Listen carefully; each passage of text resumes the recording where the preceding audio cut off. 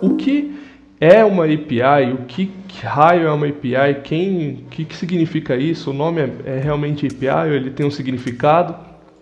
Sim, tem um significado. API, ele é um acrônimo, beleza? Ele é um acrônimo de Application Programming Interface, ou interface, né? Interface de programação de aplicações. Então, uma API, ela é uma interface, deixa eu corrigir aqui, é uma interface de programação de aplicações. Imagina só você aí que você quer utilizar o método de logar do Gmail, né, ou do Google, melhor dizendo. Você quer utilizar sua conta Google, porém você está logando ali na PSN, né, para quem tem PlayStation ou no Live da Xbox. Supondo que você esteja logando aí. Imagine só que se você digitar os nomes normais lá no campo de endereço, né, de usuário e senha, se você colocar isso lá, você só vai estar criando um usuário e senha.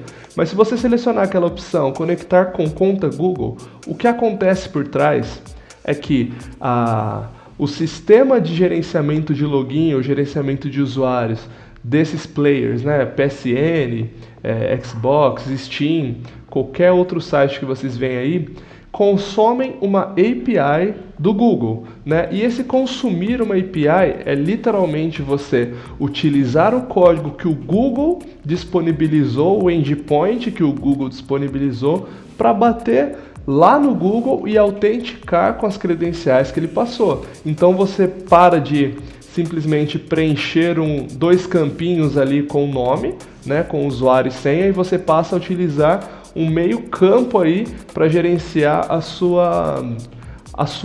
seu login, o seu acesso. E aí já dá para entender mais ou menos o que é uma API. Uma API nada mais é que um monte de funcionamento pré-estabelecido. Nós de programação conhecemos isso como endpoints, como métodos e tudo mais, serviços, por exemplo. Para esse nome a gente tem várias coisas, serviços, métodos, funções e endpoints. Então nós temos aí na nossa aplicação, beleza? Nós temos um chumaço de códigos com comportamentos bem documentados, esperando receber alguma informação para devolver outra informação. Então esse cara, ele é pego e aí você repassa para alguém utilizar.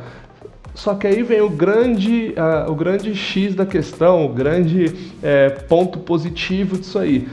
A pessoa que consome, ela não precisa reimplementar o funcionamento do método, sobrescrever o funcionamento do método. Ela só precisa consumir esse método, consumir esse endpoint, consumir essa URL e repassar para essa URL o que ela está esperando, beleza? A gente pode aí ter uma noção justamente com esse exemplo que eu dei de login, que é o seguinte: imagine só que você tem o seu sistema, e aí o seu sistema é um sistema de loja, é um e-commerce. Então nós temos um e-commerce, vamos aqui no momento exemplo.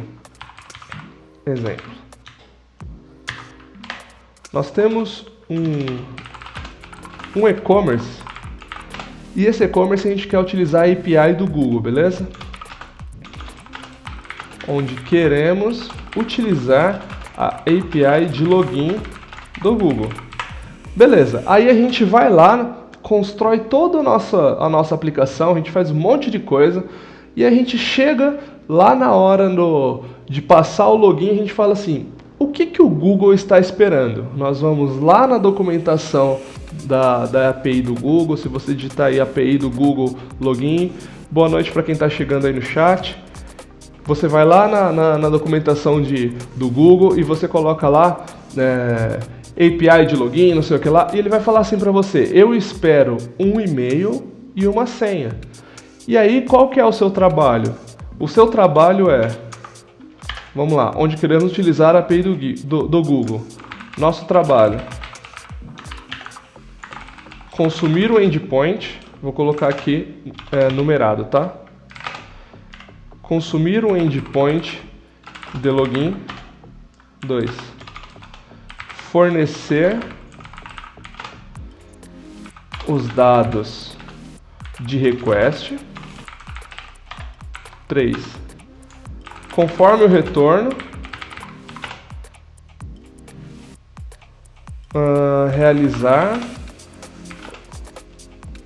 o funcionamento da nossa aplicação.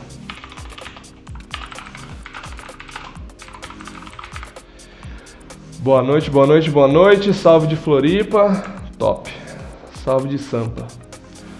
Então, beleza. A gente tem aí o nosso e-commerce. Nosso e-commerce tem uma tela de login. A nossa tela de login, a gente foi lá no front, criou um botãozinho do Google, onde a gente fala assim, loga com o seu Gmail, logue com a sua conta Google.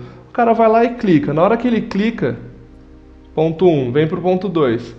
Ele fornece dados. Nossa aplicação vai pegar os dados que ele mandou e vai jogar tudo para esse endpoint. E aí a gente espera um retorno. O retorno aqui pode ser positivo ou negativo. Sendo positivo, a gente procede. Sendo negativo, a gente procede também, só que com respostas diferentes. Imagina que ele volta autenticado. Você permite o login, então, no seu sistema.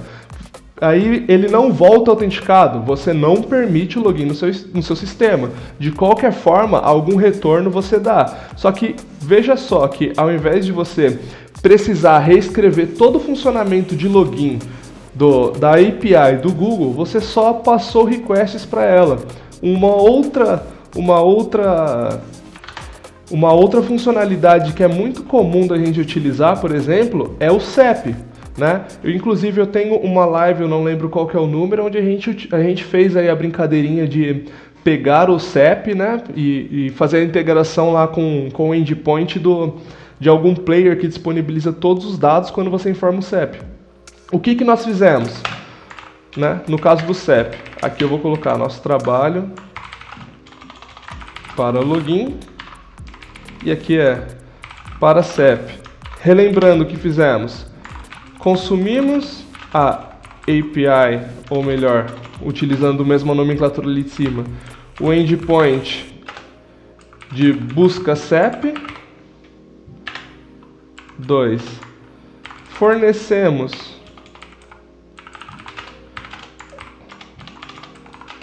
um CEP, que traduzido é o dado de request, né?